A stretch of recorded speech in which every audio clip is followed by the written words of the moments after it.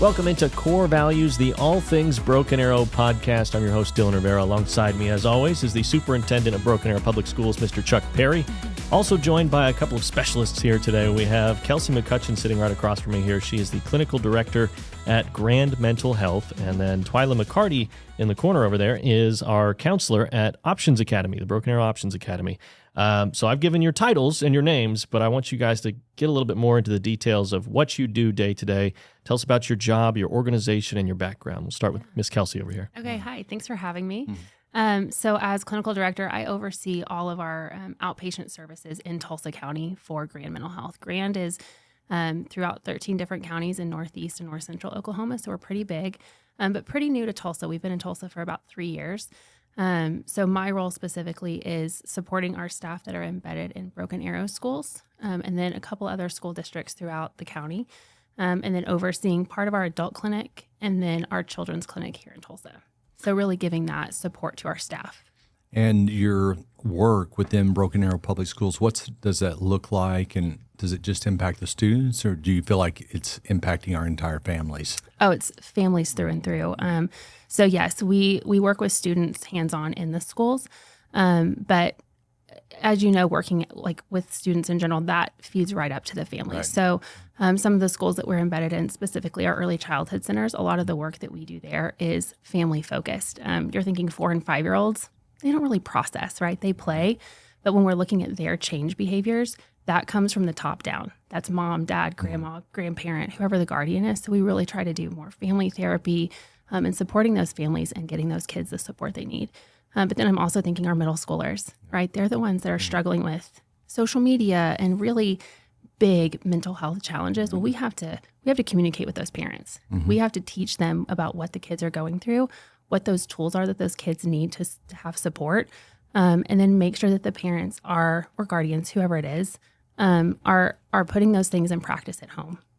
Awesome. Great. Yeah. Great. Twyla, let us know a little bit about your position, your background, what you do day to day at the Options Academy. Okay, so Twyla McCarty. This is my 19th year in Broken Arrow schools. My 9th year as a high school counselor, and so my current site is Broken Arrow Options Academy. We are the credit recovery program for the district. So we are working with students 9 through 12 who might be behind on credits for graduation. There's other reasons they come to us, social emotional needs, just struggles with family life, home life, financial struggles. We have students from all walks of life. And our goal, is to get them graduated with their cohort if we can. Sometimes they come back to us as a 5th-year senior, but we work through that and we get them graduated. I also worked with the summer school program for Broken Arrow for 9 years, and that kind of is what kind of led me into the Options Academy, working with students to help them get caught up on credits to graduate. So that's kind of our main focus. I think one of the beauties of the Options Academy is we have such great students in there. And like you said, they may have dealt with some things that are not their fault. It's external things that have happened in their life for one reason or the other. But walking through that building, seeing those students, how happy they are there, how passionate the staff is, that's a place in our district that the staff chooses to be there. And so what makes that Options Academy so special? Because it is an application-based it's a referral program. That may be an option for students that are really struggling at the high school. Right, absolutely. So we are a referral program. So the site counselor will send us a referral on a student, and then, we kind of review their transcript, review some other things, see where they're at, and then we'll schedule a meeting with the family, sit down with them, go through what Options Academy is and what we can do to help them. And, it's the reason I think it's special and what I have loved about it is our staff is so caring, and they want to meet the students where they're at, and we will do whatever we can to help them. Of course, the student has to be on board, and we got to find that motivation, and sometimes that is our biggest goal, is helping them find that motivation. But once they start seeing some of that success, they really thrive there, and they do love our campus. Is it's smaller, Our class sizes are a little smaller, so that kind of helps. We have a farm that the students actually take care of. Sell some eggs. Yes, our chickens. Right now, we've got a lot of eggs. So if anyone's interested, come to Options Academy. We sell our eggs. It's part of a fundraiser that our leadership group does. But just we are just really a family, and the students start to buy into that. They find it as a family. They know that anyone on campus, any adult on campus, they can go to if they need anything, and we just have really built a community there, and it's just awesome. And I'd be remiss not to mention our principal there, Miss Turner, and her passion she brings every day. Those are her students, her babies. Absolutely, she said. her babies. Yeah. Yes, her babies. Yeah. She is an amazing leader. She brings out the best in all of us. She's very supportive. She motivates us. We sometimes have hard days too, as teachers and counselors, and she's always there to, she if she sees that there's a need, she is there, and she will jump in and help. So I love working with her. It's great. Well, we've gotten into a little bit of this already, but I want to address our overarching topic here today is how parents and districts can work together to build resilient students. And building resiliency, sometimes you have to have those setbacks to build up that resiliency. Is there something that you can learn from those moments, you think? And is it important that students and children experience setbacks in their lives so that way they can learn from them? And I'll turn that to you, Ms. Kelsee. Yeah, absolutely. I mean, resilience is a skill, right? It's not a personality trait. It's not something that we're necessarily inherently born with. It's a skill that we have to grow, and it's almost like a muscle. That's great. That's a great point, right? You're saying right there, because I haven't thought of it that way. That's awesome. Yeah, it's something that it develops a little bit under pressure and a little bit over time, and so it's absolutely something that schools and parents can work together on their kids, providing opportunities to learn from setbacks, right? Let's say that your kid, fails a math test or doesn't get that perfect grade. Well, let's try again. What didn't you get right this time? Let's figure out how to do it differently next time. Giving them opportunities to learn from those setbacks instead of it just being an all-out failure is huge. Twyla, I feel like sometimes parents are trying to shield their students from experiencing any sort of setback. Let me ask it this way. What would be your advice to a parent maybe in that situation that finds themselves struggling with allowing their kid to have those moments of being set back? Right. And I know that's hard because as a parent, you don't want your child to feel pain, or you don't want to see them struggling with something, but it's just really important that they do, because if we don't allow them the opportunity to have a setback, they, like Kelsee said, they're not going to grow from it. And when things do ultimately get hard later in life, they're not going to have those coping skills they need if we don't stop and take a minute and let them feel that disappointment and then just help them work through it. Mm-hmm. Yeah, almost like teaching them to that thought of, I can do hard things and I'm going to be okay. Mm-hmm. And I love it that you said it's something that has to be developed. I went to a National Superintendent's Conference, and they're talking about the top 20 job skills needed in the next 5 to 10 years. And 8 of the top 10 were life skills of trying to find a solution to a complex problem, getting along with others, being able to collaborate, not getting frustrated when there are roadblocks of trying to get around them as a team together. And I see that has changed a lot in our society, where parents want to protect their students from failing. And I always think the Michael Jordan quote, failure is not or failing doesn't mean you're a failure. And trying to get that into our students, that it's not a bad thing. Let's learn from it. Right. I kind of see failure is like feedback for the next step. Mm-hmm. Okay, so this is what happened. What can I do differently next time? And then having that conversation with your child, this one didn't work out. What can we do differently next time? And have them work through that instead of trying to solve it for them. Well, my follow-up question to you with all of this is, what's the best way, the healthiest way for a parent to respond if, say, their student, loses a game, has issues making friends maybe, or just gets a bad grade, something like that is that setback that we've talked about? What's the best and healthiest way for a parent to respond? I think something that parents need to remember is that it's not their job to remove an obstacle, right? It's their job to help their child learn how to climb or get around or get through that obstacle. So we're not trying to remove something from a kiddo, right? We're trying to help them learn how to achieve, get around, or do something differently. Yeah. But for parents specifically, and as a parent myself, I have a 3-year-old, so things are a little bit different than like working with a high schooler or a middle schooler. But I myself have to practice like co-regulating, right? Taking a minute, slowing myself down, saying, okay, let me check my tone. Am I coming in aggressive? Am I coming in like frustrated, and do I have an angry tone? Well, she's probably not going to respond to that. Kids don't respond to that. I don't respond to that when someone comes in a little bit aggressive, a little bit hot. So I'm going to slow myself down. I'm going to validate what they're going through, right?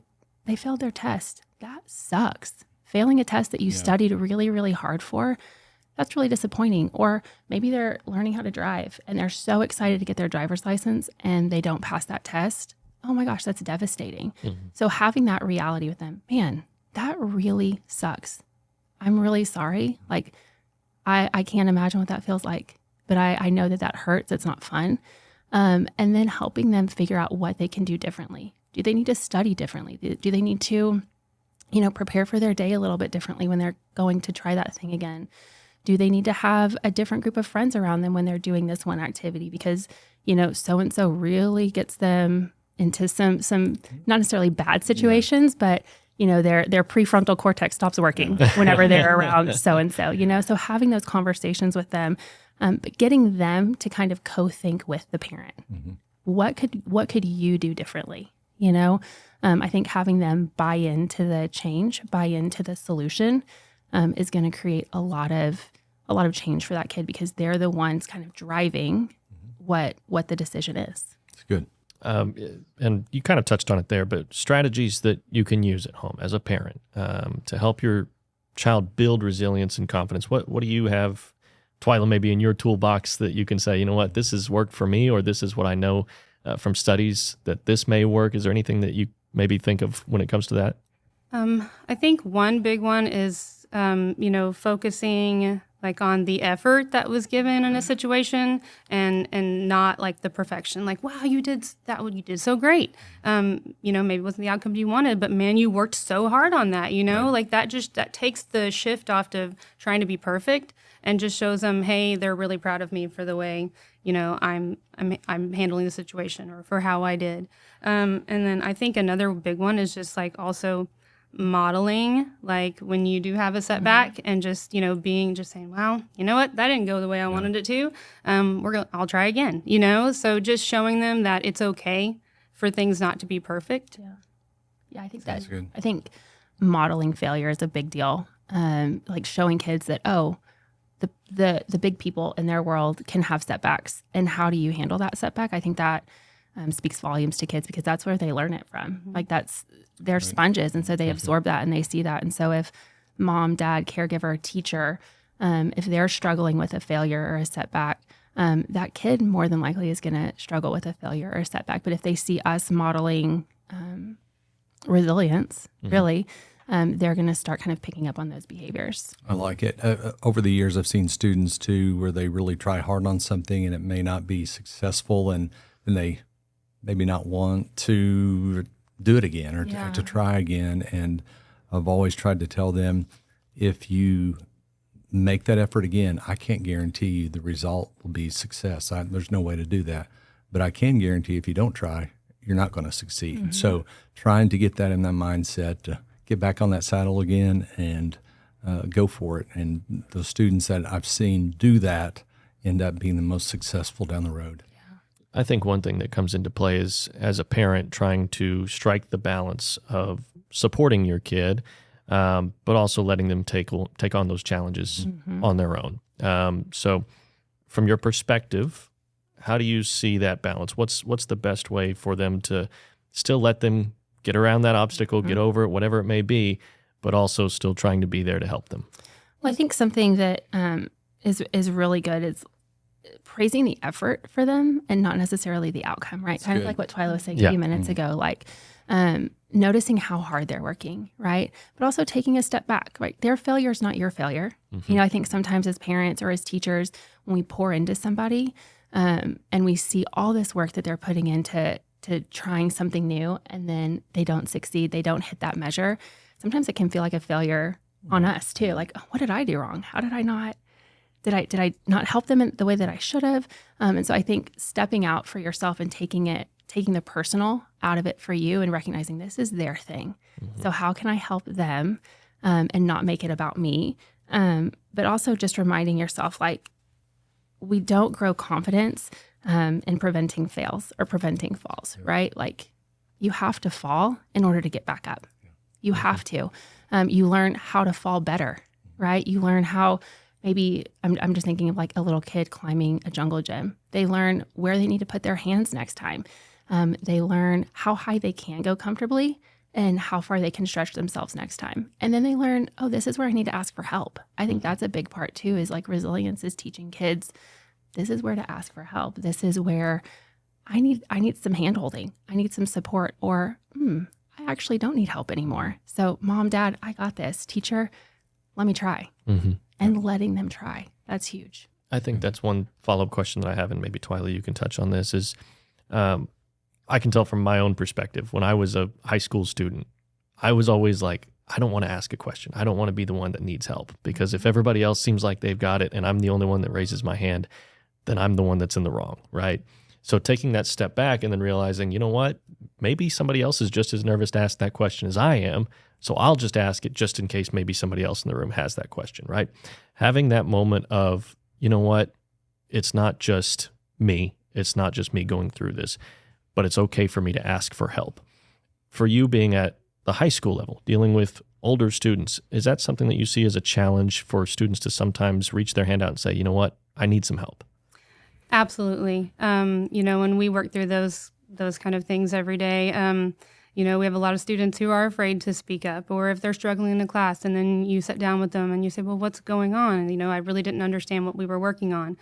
You know, why didn't you ask the question? I'm afraid I don't want to be the one that raises my hand, because everyone, and, you know, we talk about that, like, that you may be the one that's asking the question that everybody needs the answer to, and helping them understand that. And then, you know, we also try to bring in strategies that are, you know, that we have the technology today. Message your teacher through Canvas, you know, find a way to ask the question. You don't be afraid. There's, you know, obviously we always say there's never a bad question. And it's true, but it is hard for kids. And I think, also, I think when the teachers start to really build relationships with the students and the students start to trust the teachers, some of that goes out, you know, they start to feel more comfortable and they will start asking the questions. But I think it is just about building their confidence, just because we do see that. But once they know that, once they start feeling comfortable asking the questions, they start seeing the success and the results from that. And it helps them just to keep asking those questions. Well, and it makes me think too, just like listening to you, safety, right? Like feeling safe is a huge part of, I think, building resilience and building confidence. And so I like what you said. Maybe they're not comfortable asking the question in class, but going through Canvas, right? Like that's a really safe way to ask a question, because they're not going to have to worry about their peers making fun of them. You know, so teaching them kind of what those safe measures are for them, where they feel safe, so that way they can maybe step outside of their comfort zone within that safety net and get their need met. I think that builds on that resilience too. It teaches them, okay, as an adult, what does safety look like for me? What does it feel like for me? And how do I lean into that safety, but also stretch myself a little bit and do something that feels uncomfortable? Good. Speaking of being uncomfortable, one thing that we've talked about is being a parent and kind of letting your child have those setbacks, right? So sometimes people might view that as tough love, and that's one way to look at it. But as that might be harsh, or you may feel like it's harsh, how can you find boundaries and still show love and encouragement and not feel like, oh my gosh, I'm giving them such tough love in this moment? Yeah, so I'm going to just tie right back into that safety piece, right? Kids thrive in structure. They thrive in routine and structure, and that to me equals safety. So boundaries are just a space of structure for kids, and that looks different for every family. Every parent is different. Every child-parent relationship is different. And so you will learn and you'll know what those boundaries maybe are for your kids or maybe what they aren't. And so maybe a parent needs some help. Maybe they need some support as a parent of how do I actually instill these boundaries. Maybe kids need to learn how to accept the boundaries that parents are putting in. But structure equals safety. Talk about that in regards to cell phones with children. I'm sure you get a lot of questions about that. Especially at the beginning of this year when everyone was kind of adjusting to the new cell phone rules. Cell phones are hard. Social media is hard. And there's so many studies coming out now about the impact of social media on young brains, young minds. I can't, say it's a one size fits all for every person. But I definitely think families need to evaluate cell phone usage and screen time usage and how that's impacting their kiddo, how that's impacting their kid's brain and their development. Some kids can handle more than others, but I think parents can do their own research and just look to see like what truly is helpful for kids, what is hurting kids, and do I see a negative impact of cell phone usage with my child? Do I need to pull back? Do we need to have some boundaries within this? Maybe it's we don't have cell phones after a certain period of time at night. Right. Maybe it's, starting small. We're not going to have phones at the family dinner table. And we're just going to sit here and we're going to have conversations and connections. And it may be awkward and it may be weird because we're all used to sitting there just like scrolling while we're talking. But learning how to have those connections with them, I think allows them to feel safe again. And I heard recently how healthy it is for students or kids to be bored. Absolutely. Our elementary principals have talked a lot about when the car riders are pulling up in the morning that almost all the students have tablets that they're looking at, and that's sad for the lack of, I guess, conversational piece that they're not having with their kids, but also that thing where their brain can be more creative and stuff when they are a little bored. It's so interesting to hear that because it's, for me, like the car time is the most special time with my daughter. Taking her to school, picking her up from school, and just kind of hearing what she's observing in the world. Last night on the way home, because it turns dark at 4:00 these days. She was like, Christmas lights. Like she got so excited. And so she was like, Mama, can we go look at Christmas lights before we go home? And so sure, like we made some turns and kind of diverted a different direction than usual. And she just got so excited every time we saw it. And she goes, thank you, Mama. It was cool to be able to delight in her and taking that time. But if she had a screen in front of her, she wouldn't have been able to notice and observe the world around her. I think as parents, just being cognizant of those moments to connect, right? When is it one-on-one time with your child? Let's put the phones down. Let's put the tablet down. Does that mean a total ban in your household? Maybe, but for some parents that may not be feasible, but just recognizing like, when can I have these one-on-one, these connection moments? And let's try to model and practice putting devices down so that we can connect and create safety. Do you see a little bit of a difference in students when they have a parent maybe that is more on top of that, I guess, than maybe a student who's got a family that is more in tune with their phones? Does that make sense? Oh yeah, absolutely. I think kids who learn how to have conversations like we're having right now, who are not sucked into their phones all the time, I see them as having better interpersonal skills. They're actually, I feel like, better able to handle some failure a little bit because they've had to, go up to someone and say hi. And sometimes that's not always successul. It can be awkward. It can be really awkward. They have to deal with awkward moments versus just sitting back and not engaging in the world.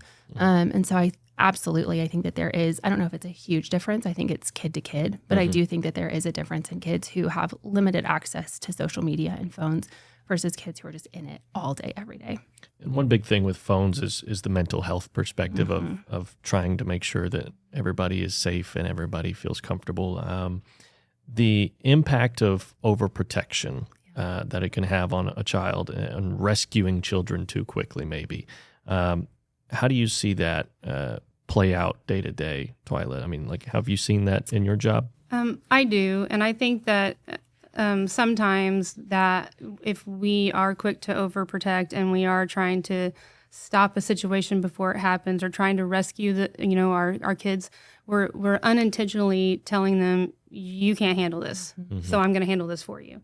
And that hurts self-confidence. So if we step back and let them handle a situation safely, we can still be there to be their support. We can help them talk through it.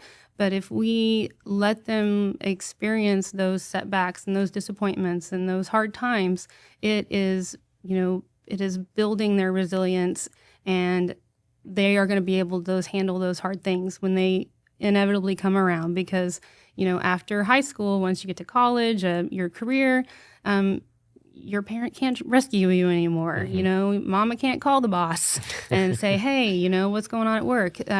They can't call the professor at the college. The student has to be able to handle those situations. So we have to help them now learn how to navigate those situations later. How do you see that play out maybe with the younger ages and the elementary school ages? Yeah, I mean, if I do everything for my child, I teach them that they can't, right? Even though I'm trying to protect them, what they're learning is, like you were saying, I'm not safe enough to do that. I can't do that. I don't have the ability to do that, when really they probably do. Little kids learn, I need someone else to solve my problems for me. That the world is really scary. And that's that. It's that I'm supposed to be scared instead of capable, right? We want to raise capable kids because then they become capable adults. And so for littles, those ECC age kids and those elementary age kids, we want them to be able to go to middle school and high school feeling capable, being able to maybe advocate for themselves, maybe being able to solve harder problems. And so that's when they're at the playground, letting them climb up something that's a little bit scary, right? Maybe holding their hand a little bit, or maybe stepping back and encouraging them like, oh, you got this. Yeah. Like, it's okay. And if you fall, I got you, and showing them I'm right here, giving them those opportunities to really learn through play, through experiences. That's how those littles are really gonna start learning that resilience piece. Good. And it's kind of easy to think of maybe moments and big things that happen in this conversation, but sometimes it's harder to think about the day-to-day, right? Yeah. The every single day, just the normal day, going to school, picking up your kid, all that sort of thing. From a routine standpoint, right? Routines, conversations that you can have as a family to normalize mistakes and encourage growth and build up resilience with a student. What are some of those routines and conversations that you can have? Yeah, I think something that people can do around the dinner table, or just anytime, whether you're in the car or, at an event, whatever. It's that rose, thorn, bud idea. So tell me something good, the rose. Tell me something that's been really fun or something enjoyable that you did today. Tell me a thorn, something that was a little painful, something that didn't feel so good, and then a bud, something that you're looking forward to, something that is coming up that feels really exciting. I think that's a really great conversation starter. And it lets parents and kids see what kind of went on throughout the day, right? Where did they feel like they had a failure, but where did they also succeed? And it gives kids a chance to hear that from parents too. What did they struggle with? Mm-hmm. What are they looking forward to? I think offering up those opportunities to have a conversation is huge. That's good. Twyla, what's your perspective on that? Very similar to that. Instead of the normal question, how was your day? Maybe it's, what challenge did you face today? Tell me, what was one challenge that happened today and how did you handle it? Just giving them an opportunity to talk through, something they went through and then what they did to overcome it. And then, saying, wow, that's awesome, and just giving them that encouragement. Wow, that was a great way to handle it. Sometimes they're not going to share those things with you unless you ask, especially as they get older. Yeah. Now, there are parents that may experience some anxieties with letting their children experience those setbacks or see their child start to struggle with something. Do you have any advice for parents that may feel that way when they're going through those experiences? Yeah, I think something to keep in mind, and this is something that I have to remind myself too as a parent, is calm is contagious, right? So if I can keep calm, more than likely my kid is going to catch that calm too. And so it's up to me to kind of set the tone. So I may be really nervous about something. I may be truly terrified about something, but if I know that they're safe if I can tell that this is an okay situation, not letting that be exposed outwardly, my fear, so that way they don't pick up on that fear and they can experience success, and then I can like internally freak out, right? I can tell my husband or my friend like, oh my gosh, I'm so scared for this situation. But not letting my kid feel that fear and feel that anxiety. I've seen a lot of parents casting that fear on kids and even planting the seed of fear about something in their heads. And you can just, you can feel it from the parents when they're in that mode, and it's not, doesn't give the kid a good vibe or momentum going into a situation. Yeah, I think something too, just thinking about, we're talking about the community as a whole, right? How do school systems and parents help kids build resilience? Tagging in the teacher, right? If you know that your kid has a big test coming up or a big situation at school coming up, asking the teacher for some support, talking to the school counselor and saying, hey, I know that little Joey is really he's really nervous about this thing. I'm also really nervous. So can you kind of step in and help and be a support for him so that way he's not feeling my anxiety and nerves about it? Can you be there the day of to kind of give him a little bit of support when he's taking, his state testing this year? Because last year it was really hard and he really struggled, and I was a mess because I was really nervous for him too.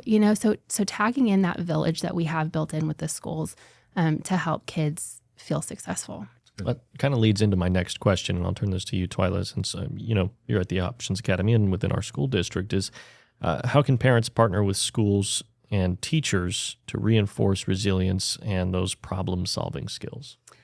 Absolutely. So I think just along with what Kelsee said, it's communication.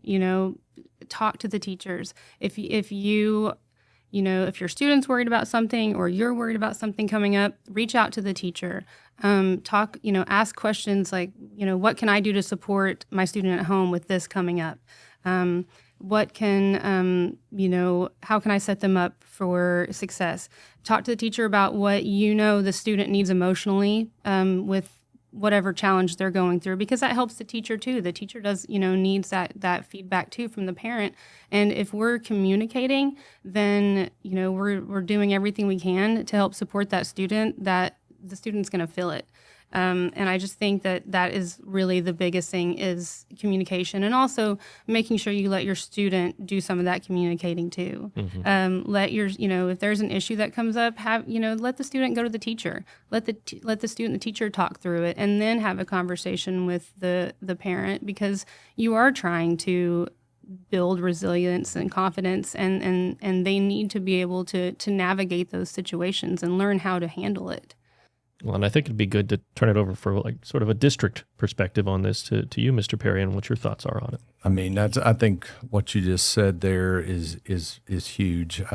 We even have seniors in high school that a parent will call up and try to solve something for the child, for the student, and this student's 17, 18 years old, and we ask if he or she has approached the teacher yet, and that answer will be no. He doesn't feel comfortable doing that, and the real world's coming soon. And the more you can plant, I like what you said earlier about just dealing with feeling awkward at times. It's life, and we all have to work through those times. And there's times that we doubt ourselves and question ourselves, and maybe a situation where there's lack of confidence. But the only way to conquer that is to step out there again, and that resiliency, grit, perseverance, those three things are the biggest indicators of success through research. It's not financial background. It's not what connections you have in life.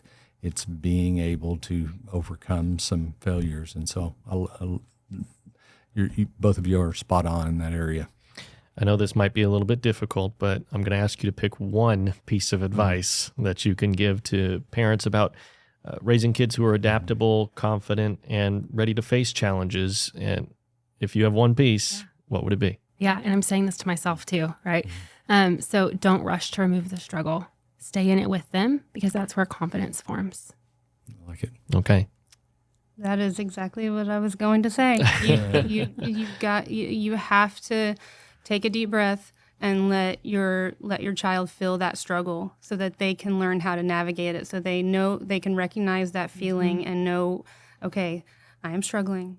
What am I going to do next? So that they have the tools to take the next step and handle their situations, because I think what we all want is for our students to become, productive, capable, functioning adults. And so we have to give them time to have those experiences. Absolutely. Well, and resilience builds on itself, right? So if they struggle once and they learn, oh, I can do really well in this, or I can get a desired result. It may not be the exact result that I wanted, but I've got something. That's just going to build on their confidence the next time that they struggle. They're going to remember, oh, that one time I really struggled in that thing. I was really anxious. I was really nervous. I didn't want to do it. I didn't want to have to deal with it again, but I did, and it was okay. They learn that things are going to be okay. And I think that's a huge skill to have. It's great. I like that you had said we all want to see the student's success. I think that's true at the district level. That's true at the teacher level. That's true with counselors. That's true with parents, everybody. Everybody wants to see the student succeed. And I'll tell you what was a success, this podcast here today. It was great. That's good. Thank you so much for coming in here today. Thanks for Mr. having Chuck us. Perry, thank you for joining me as well. And for you, the listener, if you want to find the Core Values podcast, make sure you find it on Spotify, SoundCloud, Apple Podcasts, wherever you listen to your podcasts, we're there. Thank you for tuning in this week, and we'll see you next time.